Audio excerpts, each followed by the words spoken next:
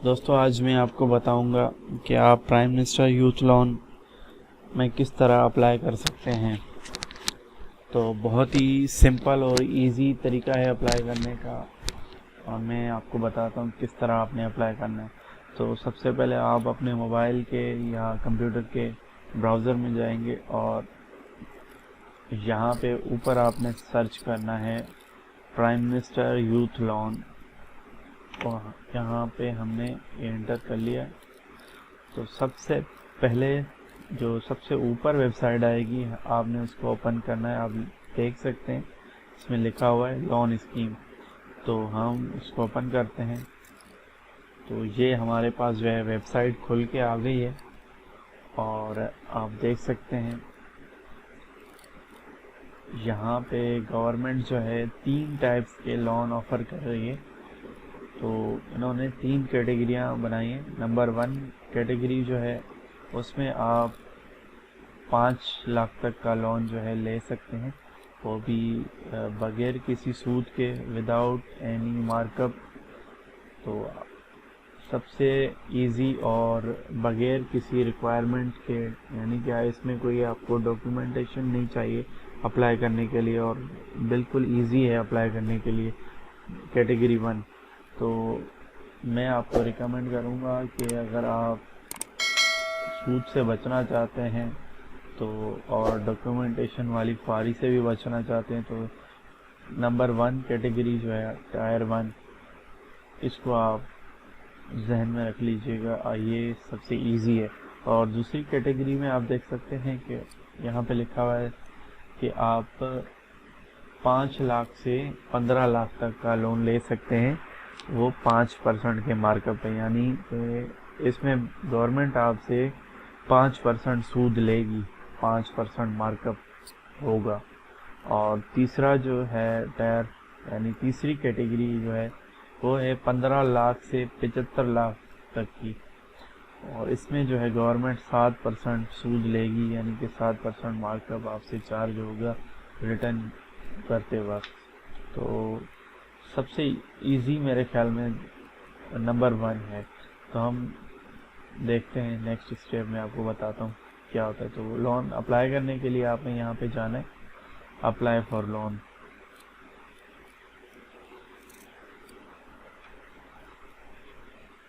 अच्छा, यहाँ पे कुछ इंस्ट्रक्शन लिखी हुई हैं, इसको पढ़ लेते हैं। Dear applicant, while applying on Tier 1 loan, please keep these factors in view. National Rural Support Program is operational only in Tehsil Turbat of District Keech in Balochistan Province. Hardeep Microfinance Foundation is operational only in Sindh Province, and Damin Support Program is operational only in Punjab। यानी कि अगर आप पंजाब से belong करते हैं तो आप जो है लोन अप्लाई करते वक्त डायमंड सपोर्ट प्रोग्राम को सिलेक्ट करेंगे।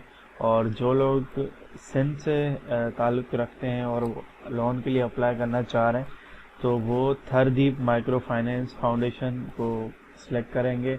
और अगर कोई बलूचिस्तान से ताल्लुक़ रखता है तो वो जो है नेशनल रूरल सपोर्ट प्रोग्राम को सिलेक्ट करेगा। तो ये हमने यहाँ पे पढ़ ली है इंस्ट्रक्शंस।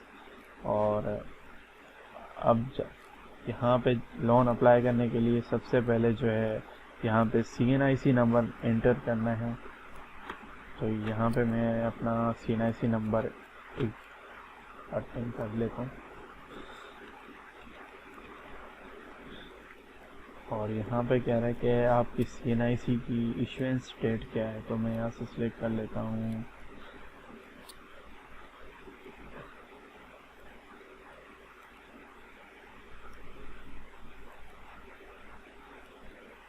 यहाँ पे मैंने सिलेक्ट कर ली।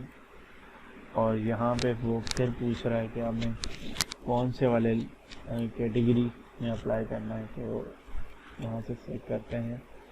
हमने जो है टायर 1 के लिए अप्लाई करना है, यानी कि 5 लाख तक का जो लोन है उसके लिए अप्लाई करना है। तो यहाँ पे एंटर करेंगे तो अब हमारे पास दूसरा पेज खुल के आ गया है।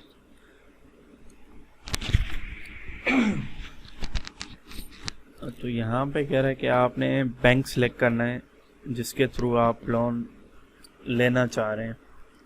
तो यहाँ पे ये 1 2 3 4 बैंक्स अवेलेबल हैं। तो हम फॉर एग्जांपल यहाँ से HBL सेलेक्ट कर लेते हैं, हबीब बैंक लिमिटेड। और यहाँ पे ये पिछले पेज पे मैंने जो आपको बताया था कि अगर आप बलूचिस्तान से हैं तो आपने ये वाला सिलेक्ट कर लेना है, और अगर सिंध से हैं तो हमने ये वाला सिलेक्ट कर लेना है। तो हमने ये सिलेक्ट कर लिया है, सिंध से हैं। यहाँ पे आपने अपना पूरा नाम लिखना है, और पूरा नाम जो आपका CNIC के ऊपर लिखा हुआ है आपने वो पूरा नाम लिखना है। उसके बाद यहाँ पे आपने अपनी एक तस्वीर अपलोड करनी है, पासपोर्ट साइज़ हो तो बेहतर रहेगा। मेरे ख्याल में पासपोर्ट साइज़ ही सही रहेगी। और उसके बाद जो है नेक्स्ट स्टेप में आपने अपने NIC की जो है फ्रंट साइड से, यानी कि सामने वाली साइड से तस्वीर लेनी है और वो अपलोड करनी है यहाँ पे। और फिर नेक्स्ट स्टेप में आपने अपने NIC की बैक साइड की तस्वीर यहाँ पे अपलोड करनी है।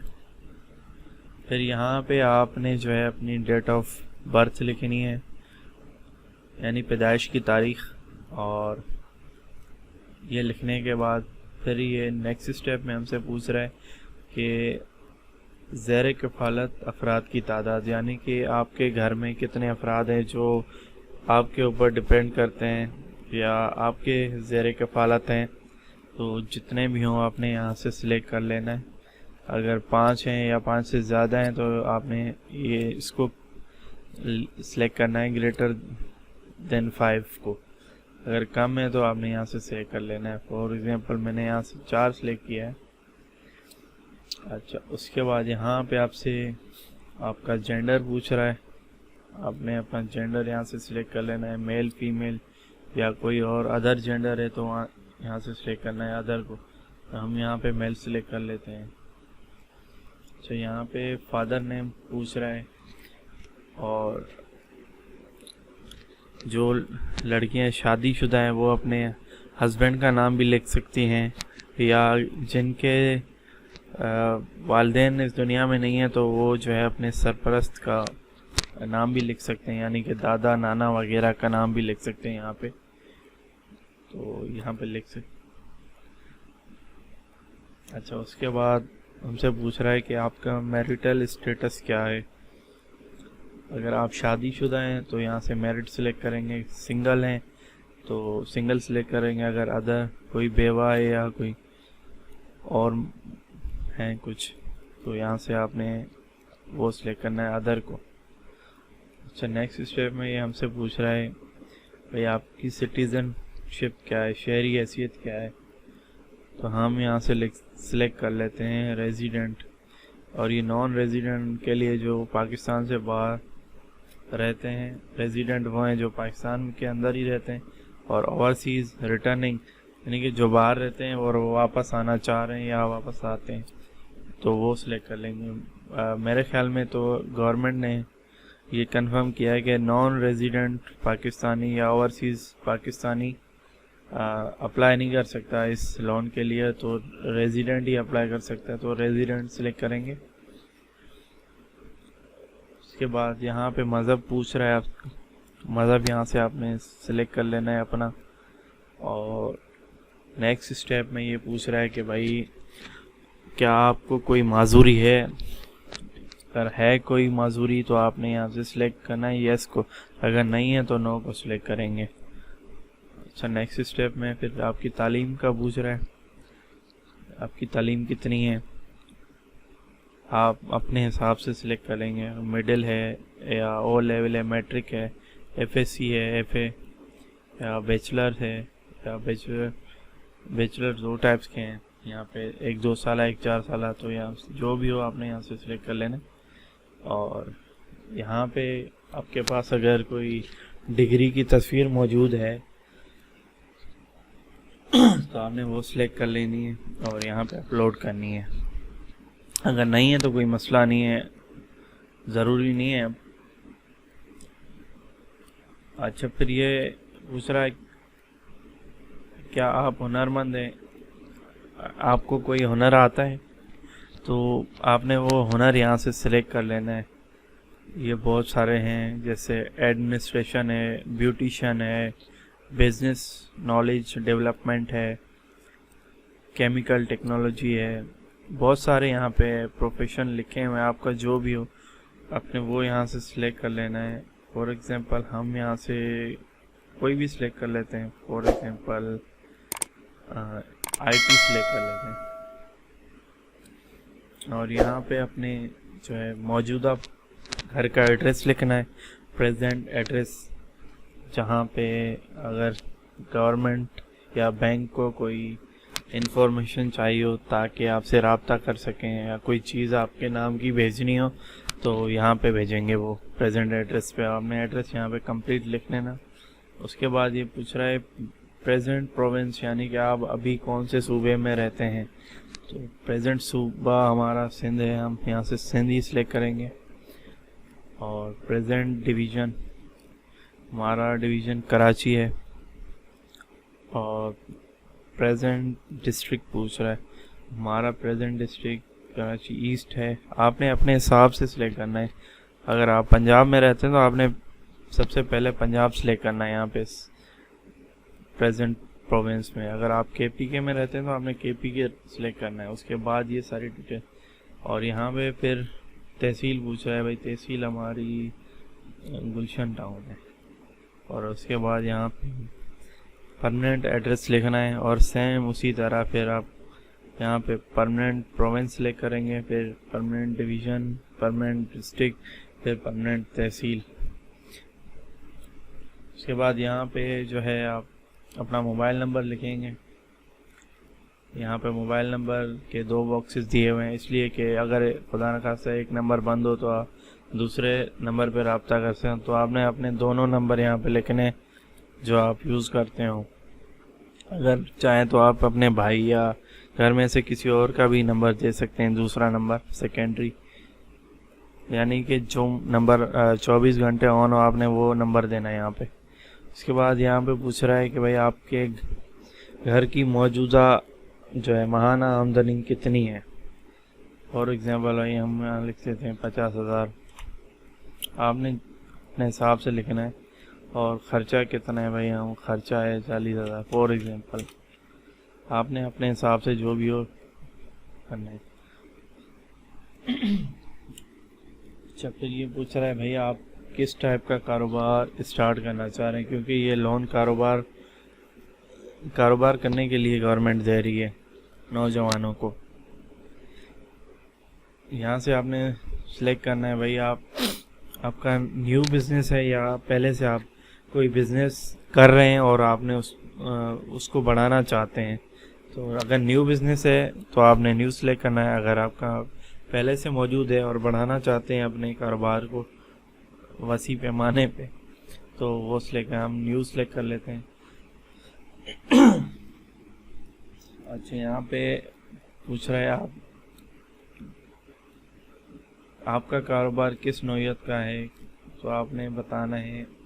अगर आप खेतीबाड़ी से रिलेटेड कोई काम करते हैं तो वो सिलेक्ट करना है। और अगर आप कोई चीज़ बनाते हैं, प्रोडक्शन करते हैं, तो मैन्युफैक्चरिंग को सिलेक्ट करेंगे।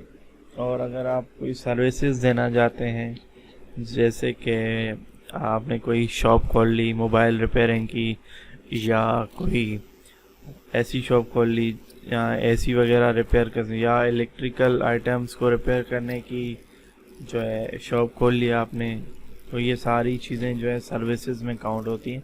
तो आपने जो भी आपको बेहतर लगे आपने वो सिलेक्ट कर लेना है।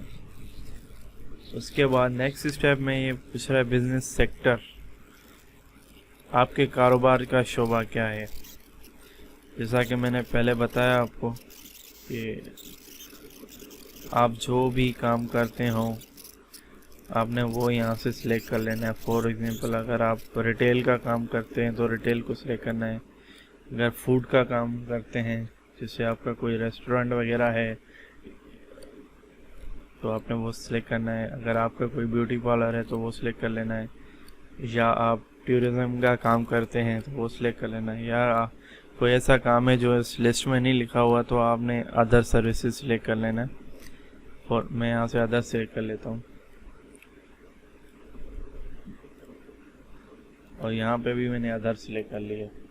तो यहाँ पे कह रहा है कि आपके बिज़नेस का नाम क्या है, या जो आप बिज़नेस न्यू स्टार्ट करना चाह रहे हैं उसका नाम क्या है। तो आपने यहाँ पे फॉर एग्जांपल कोई भी नाम दे देना है। और यहाँ पे पूछ रहा है कि भाई बिज़नेस डिटेल्स, अपने कारोबार की तफसीलात, यानी कि आप क्या काम करना चाह रहे हैं, कहाँ पे करना चाह रहे हैं, सारी डिटेल जो है आपने इस बॉक्स में लिखनी है। उसके बाद ये पूछ रहा है कि इस काम से मुतालिक आपका तजुर्बा कितना है। फॉर एग्जाम्पल आपका तजुर्बा अगर 2 साल, 3 साल, 5 साल जो भी है हमने यहाँ से सिलेक्ट कर, अगर नहीं है तो यहाँ से नो एक्सपीरियंस को सिलेक्ट कर लेना है। फिर नेक्स्ट स्टेप में पूछ रहा है कि आपके कारोबार के जो है माहाना अखराजात कितने हैं, तो आपने वो बताना है। मैं यहाँ फॉर एग्जांपल 50,000 लिख दिया है मैंने। अच्छा, यहाँ पे कह रहा है कि भाई ऐसा कोई दस्तावेज डॉक्यूमेंट्स, ऐसा कोई डॉक्यूमेंट जो आप इस एप्लीकेशन के साथ अपलोड करना चाह रहे हो। फॉर एग्जांपल अगर आपका कोई कारोबार की कोई डॉक्यूमेंटेशन आपने की है, कोई लेटर हेड है या कोई और डॉक्यूमेंट है, तो आप यहाँ पे अपलोड कर सकते हैं। अच्छा, नेक्स्ट स्टेप में फिर पूछ रहे हैं आपने लोन अमाउंट कितनी अप्लाई करनी है, यानी कि आपको कितनी रकम चाहिए लोन की। तो हमने यहाँ कैटेगरी 1 सेलेक्ट की थी, तो ये कैटेगरी जो है सिर्फ 5 लाख तक की है ना। तो हम फॉर एग्जांपल यहाँ से 4, 4.5 लाख या 4 लाख सेलेक्ट कर लेते हैं। और कह रहा है कि भाई आप ये लोन कितने टाइम में वापस करेंगे। तो यहाँ हम लिख देते हैं 1, 2, 3। तो मैक्सिमम आप ये जो है 3 साल में वापस कर सकते हैं, और कम से कम 1 साल में। तो हम यहाँ 3 साल सेलेक्ट कर लेते हैं। अच्छा, फिर नेक्स्ट स्टेप में ये पूछ रहा है भाई आपने पहले किसी बैंक से जो है लोन लिया हुआ है। अगर लिया हुआ है तो आपने जो है यहाँ पे लिखना है कौन सा लोन लिया था आपने। पर्सनल लोन लिया है, बिजनेस लोन लिया है, होम लोन लिया है, कार लोन लिया है, जो भी आपने लोन लिया हो पहले वो आपने यहाँ पे लिखना है। कौन सी बैंक से लिया है, ये सारे बैंक यहाँ पे मौजूद हैं।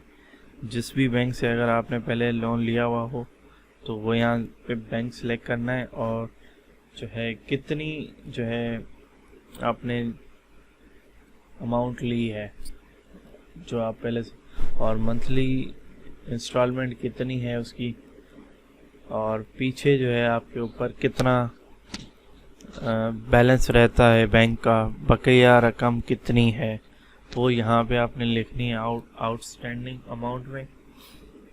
और उसके बाद ये 2 ब्लू टिक जो हैं इनको टिक करना है, और ऊपर जाके सेव एंड प्रोसीड के बटन को दबाना है।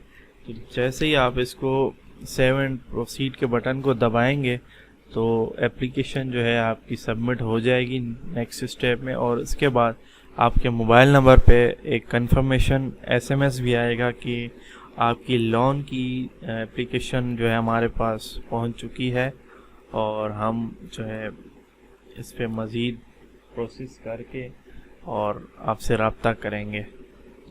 तो उम्मीद है ये वीडियो आपको अच्छी लगी होगी और आपके लिए हेल्पफुल रही होगी। तो हमारे चैनल को सब्सक्राइब करें, इस तरह की और इन्फॉर्मेटिव वीडियोस आपके लिए बनाते रहेंगे, और अपने दोस्तों के साथ भी शेयर कीजिए। मिलते हैं अगली वीडियो में, तब तक के लिए अल्लाह हाफिज़।